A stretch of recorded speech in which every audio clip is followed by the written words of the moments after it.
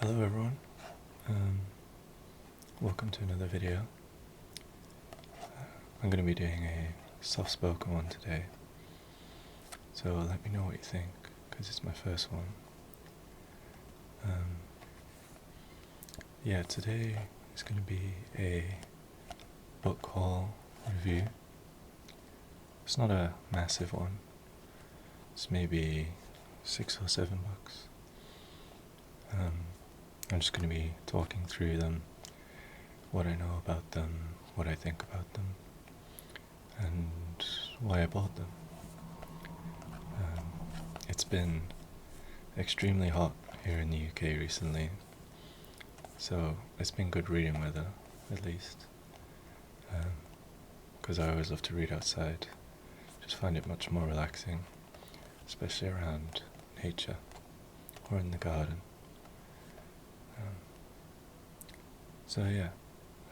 Some of you may know I'm doing, or trying to accomplish, reading 1 book a week this year. It's going pretty well. We're about, halfway through the year. I'm a little bit behind. That's why some of these books are on the shorter side, just to help me catch up. So anyway, the theme with this haul, there wasn't really an intentional theme, but it's ended up that many of them are very philosophical or introspective books, with a couple of strange ones thrown in there, and some manga actually. So firstly we have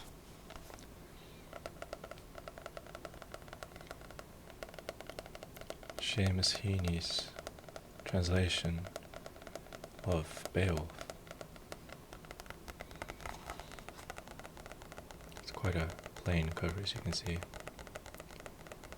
and it's not very long. So I used to own this book, but I lost it, and I wanted to read it again, so I had to buy it again.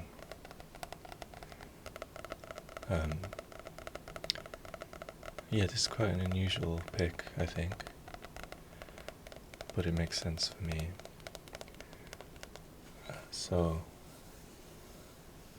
I actually studied archaeology at university, and my dissertation, or my specialty, was on Anglo-Saxon England and Viking England. And this Beowulf is very important in the history of Anglo-Saxon and Viking England. You've probably heard of it, maybe you've seen the film. It's a famous epic poem about a man called Beowulf and his feats against the witch Grendel and a dragon. Maybe you have seen the film. I thought it wasn't very good. It was a bit strange with the animation and everything. But the book itself is, I think, really amazing. It's a kind of historical artifact. And Seamus Heaney is a Welsh poet, and he translated Beowulf, and it's a very readable translation. It's one of the best ones. The other famous translation is from Tolkien, but I haven't actually read that one.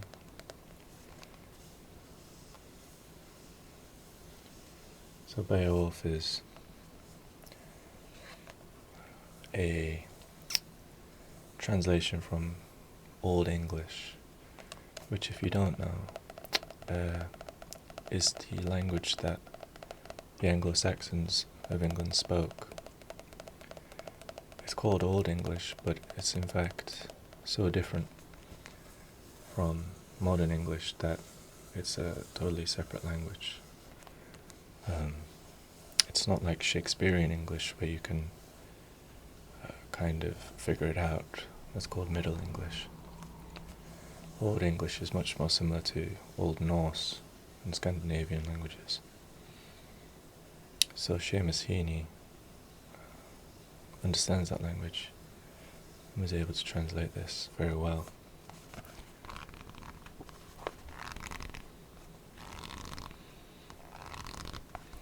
As I said, it's very short. It's about 100 pages, but it's written in what we call verse, as you can see.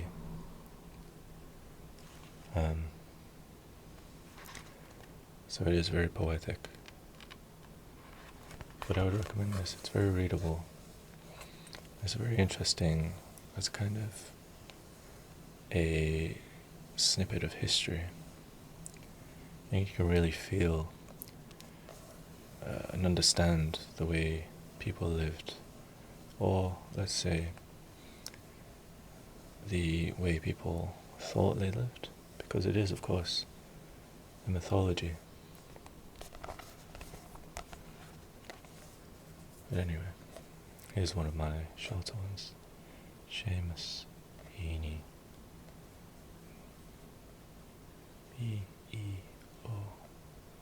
Beowulf. Beowulf.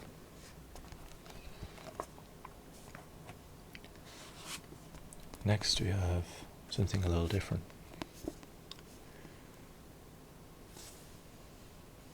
So, Zen. And the art of motorcycle maintenance. You've probably heard of this book. It's quite a famous book. I never read it. I thought it sounded quite interesting, so I thought I'd give it a go. Quite a simple cover here. You can see actually it's very influenced by, the hippie symbolism, 60s, 70s. And this was in fact written in, let me just check, 1974. By Robert M. Berserk, who's an American author. So I don't really know much about this book, other than it's about Zen and motorcycle maintenance. I don't know anything about motorcycle maintenance, and I know very little about Zen. But I thought that combination was interesting, and I've heard good things about it. I know it's quite a difficult book to read, as there's a lot of quite in-depth philosophical discussion, and I'm not that well versed on philosophy. I studied it for a little bit. But yeah, let me just read the back for you. It's quite short. Zen and the Art of Motorcycle Maintenance caused a sensation when it was first published in 1974.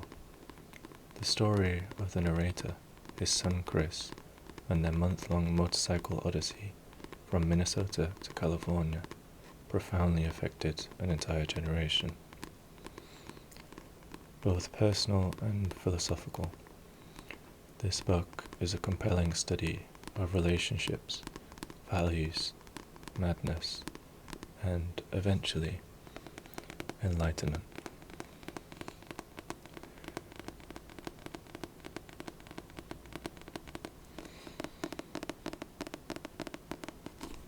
So, an interesting one for sure. Oh, sorry. The lighting has just completely washed that out. I'm working with a new camera and it's not as good as my old one, to be fair. So anything light kind of washes that out. But anyway, yeah, I just found this one sounded very interesting, and I'll give it a go.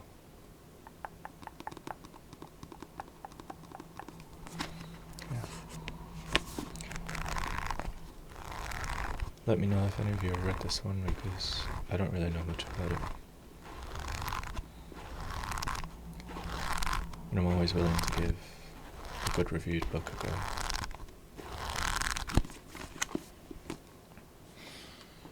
Next up, we have a very short one.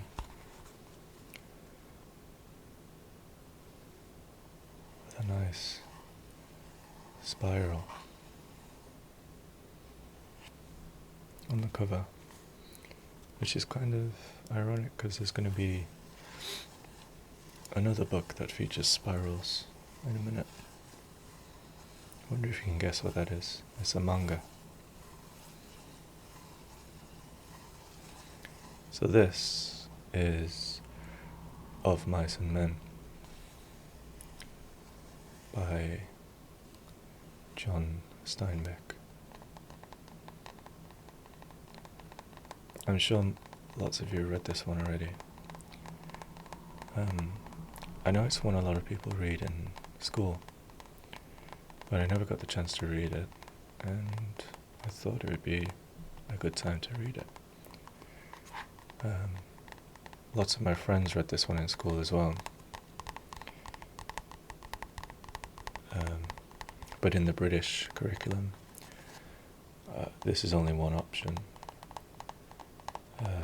The book I read was Lord of the Flies by William Golding,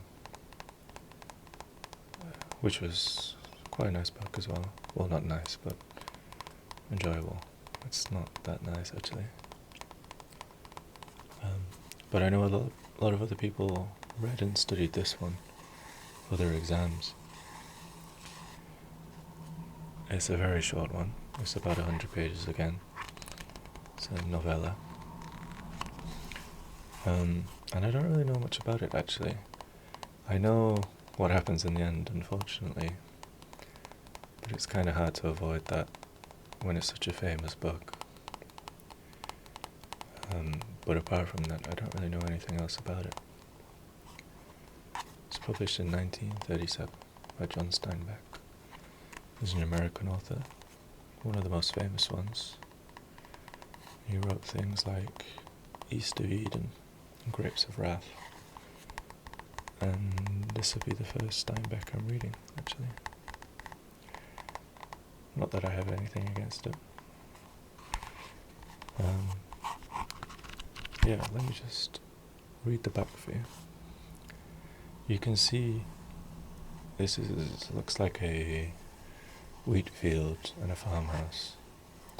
There's a woman up there and then some figures. I'm sure this is hints at the setting of the novel, which I must guess would be in the American countryside. So, this back, the blurb, features a passage of dialogue, actually. And it does something I'm not a massive fan of in books, which is to attempt to render dialogue the way it is spoken, with dialect and accent. It's just a personal thing of mine, I just don't really enjoy that. But yeah, so I seen hundreds of men come by on the road and on the ranches, with their bindles on their back and that same damn thing in their heads. Hundreds of them. They come and they quit and go on, and every damn one of them's got a little piece of land in his head. And never a goddamn one of them ever gets it. Just like heaven. Everybody wants a little piece of land. I read plenty of books out there. Nobody never gets to heaven, and nobody never gets no land. It's just in their head.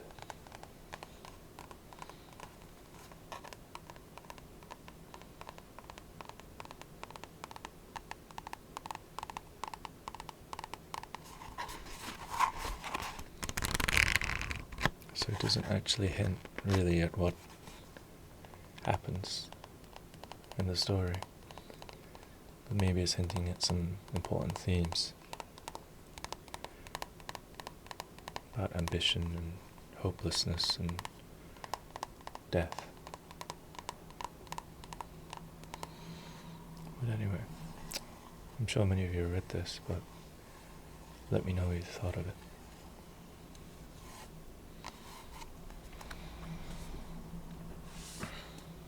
Now this one is, again, very different. This is quite a varied selection, which I like to do when I buy books. And usually, they say, don't judge a book by its cover, but I really do like a good cover. I think it can really set the mood of the book. An attractive cover makes me more likely to read it, which I don't know if that's a good thing or a bad thing. Anyway,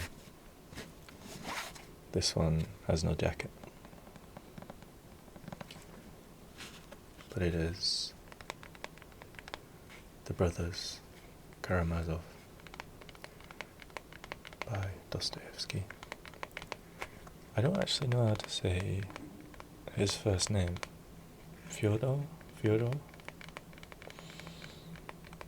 I don't know. But yeah. It's got a lovely maroon binding though.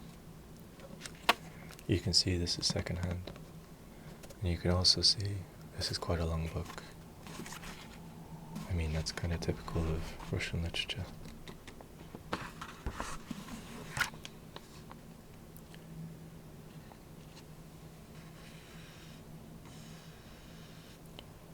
The Brothers Karamazov.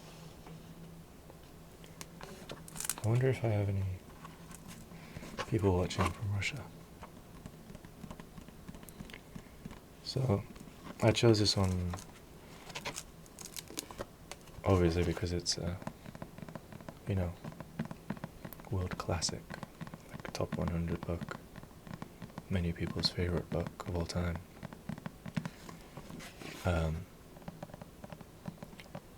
But I chose this edition, or this translation, because one of my favorite books is Anna Karenina, and this is by the same translators.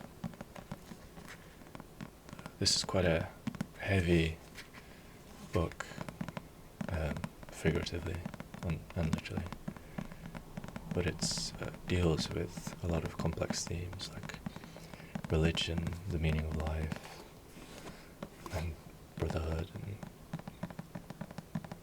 it's quite a deep philosophical book. And yeah, it's one of those that I wanted to get around to reading.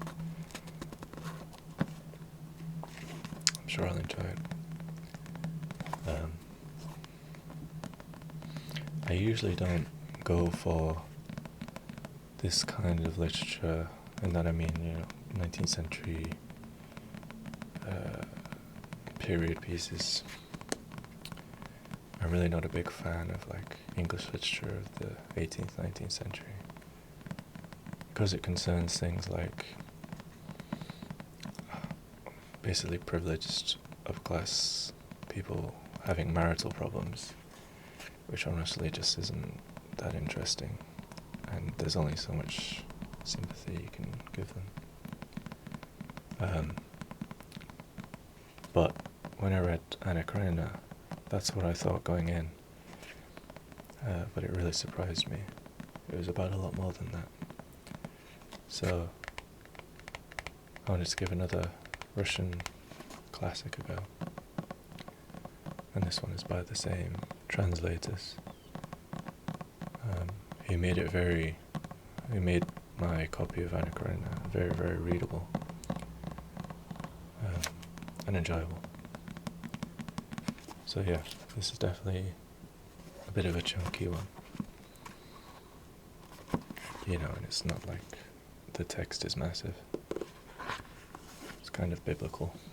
So it'll take me a while, but there's no rush.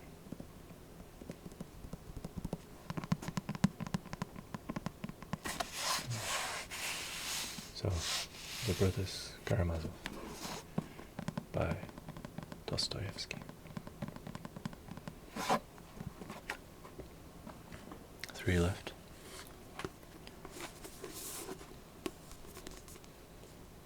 There you go. Life of Pi by Jan Martel.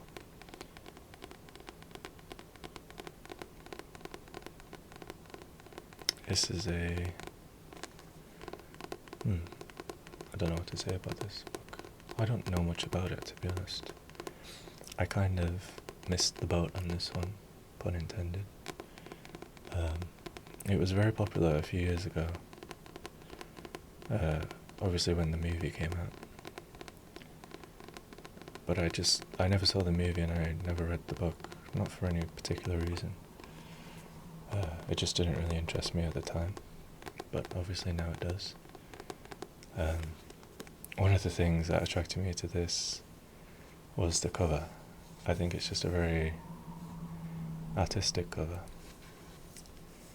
You have this deep sea blue with all the fish and the turtles and the sharks, this white boat, this orange and black tiger, and this dark brown, almost black, I assume, child. It's just a very artistic cover, and it attracted me to the book. I thought I'd give it a go. Yes, I don't know much about this, other than it's kind of magical realist, I guess you could say. Because there's tigers and all sorts of strange animals and strange events. That's really all I know about it, though, that this, I assume it's a boy, is kind of adrift with a tiger. That's the entirety of my knowledge, which I do like. I like knowing as little as possible when going into a book. I know it's been very well reviewed. You can see, obviously, winner of the Man Booker Prize. So, has to be alright. So, usually I wouldn't, but I'm going to read the back for you.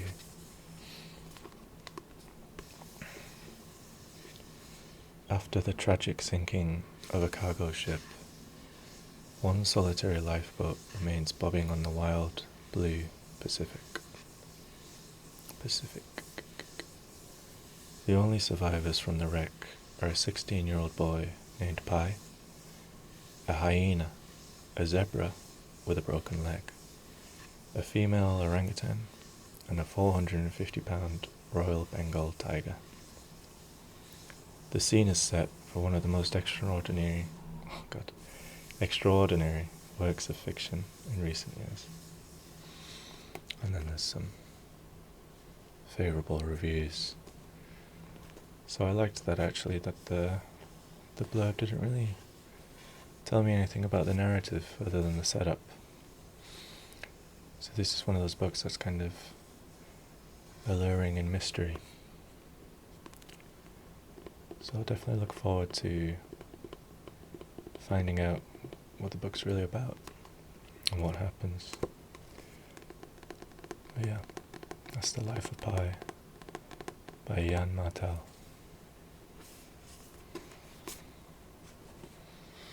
Alright, so the last two are ones that I would never really consider, actually. They are manga, and I'll be honest, I've never read a manga, which might be quite strange, but I barely watch anime. Oh, sorry, I already spoiled it, but I barely watch anime as well. I think the only anime I've seen are Cowboy Bebop, Akira, and Ghost in the Shell. Like the classic ones. For no particular reason, I just it's not an art form I've really engaged with thoroughly. So the same goes for manga. But I thought it's time to give it a go. So I started with Berserk. So this is one of a number of volumes that are very long, are very big, are very heavy. But I love the leather-bound effect. See, this is number 1. So, why did I start with Berserk? Just because I've heard it's one of the best ones. It's quite violent and graphic, but it's, a story about a swordsman and his adventures. But beyond that, I don't really know much about it. I just heard very favourable things. It's in a setting that interests me, because of the historical elements, I guess. But yeah, it's just about a guy with a big sword, mainly, from what I could tell. I'm sure it gets much more complex. But I just flicked through the first few pages, and the reason I'm not showing you is because it begins with quite a graphic sex scene. I won't spoil anything. But yeah, let me find one. Yeah, this is this is the start of one of the stories. You can see the artwork is very dramatic, very epic.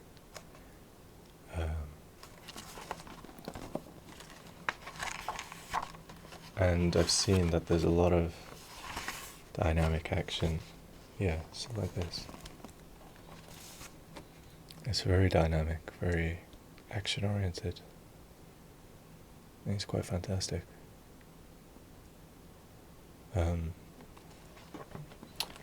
Yeah, so this is my first manga.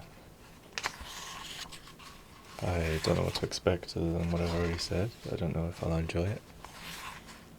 I don't know if this will start a new manga phase for me, but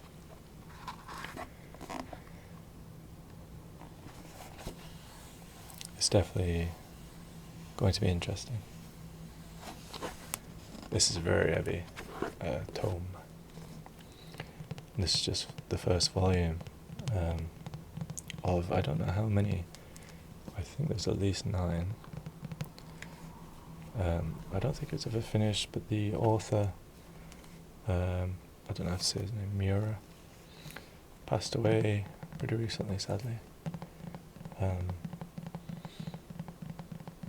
So I thought I'd give it a go.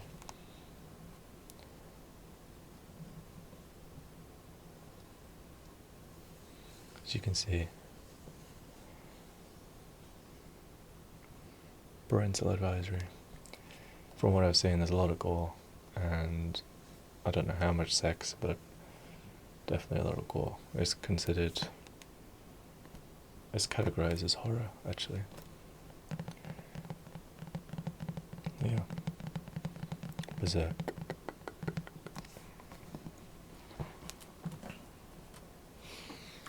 And then, finally, we have another manga. I wonder if you guessed it from what I was saying earlier about spirals. Uzumaki.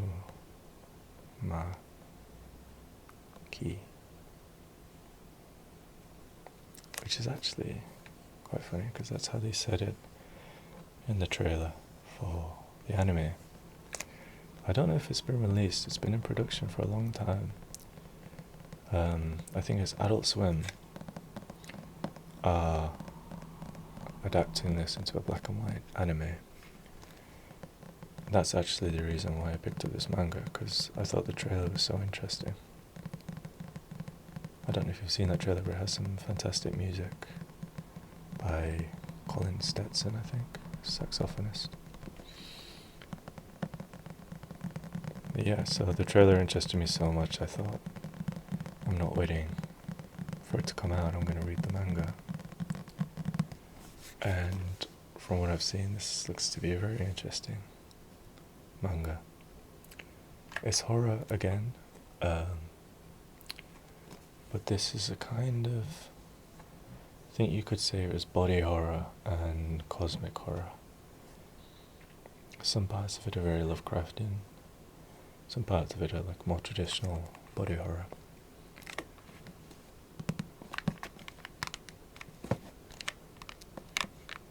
But it's very interesting. Essentially all I know is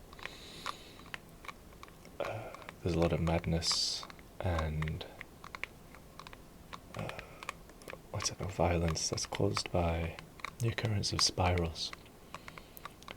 And they seem to have this kind of like cosmic element, otherworldliness, which leads people into, insanity. I just thought it was such an interesting premise. So it's by Junji Ito, who I know has released others in this kind of genre. Like cosmic horror and stuff like that. So, see on the back, spirals. This town is contaminated with spirals. So you would say, how is that possible? Well, I'm sure you find out. Let me just read the back for you. And I'm going to butcher this Japanese name, I apologize. Korozu-cho, a small fog-bound town on the coast of Japan, is cursed. Cursed as in red lettering, so you know it's scary. According to Shuichi Saito, the withdrawn boyfriend of teenager Kirie Goshima, their town is haunted not by a person or being, but a pattern. Uzumaki, the spiral, the hypnotic secret shape of the world. This bizarre masterpiece of horror manga is now available in a single volume. And then fall into a whirlpool of terror. Very spooky. So I've never really understood how books or the written word or pictures could be scary. But it's not scary in the sense of like a jump scare. It's more of like tension and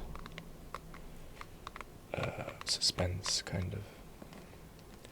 And being unsettled, I think you would say. So I'm really looking forward to this one because it's something very different. I'm going to show you the first page, which is actually in colour. There we go. So you can see who are probably our main characters. We have already forgotten the name of Kyrie, I think is the girl. Yes. And Shuichi Saito is the guy. Hope I've got that right. But yeah, you can see from the first page the occurrence of spirals. And this quite dramatic, grotesque tongue. It's also a spiral. And then there's a screaming man here whose body is a spiral, which is quite interesting. It's a little bit comedic actually. And then a butterfly. I'm not sure what that represents. But yeah, you can see the horror, the spirals, the relationship. And this is the final page of colour. And you can see all of these spirals. even in the grass. So it immediately draws you in, and you have to ask, where did they come from? What do they mean? And how do they hurt people? You know? Anyway, that's me for today. I hope you enjoyed it. I'll get around to reading these eventually. But yeah, I have no timeline for that. I just let the mood take me. But I am definitely interested to see what I think of the manga. I think I picked two, classics to start with. Let me know if you've read them. But I think I'll enjoy them. Anyway, that's all for me. I hope you have a great day, and I hope you enjoyed the video. Alright.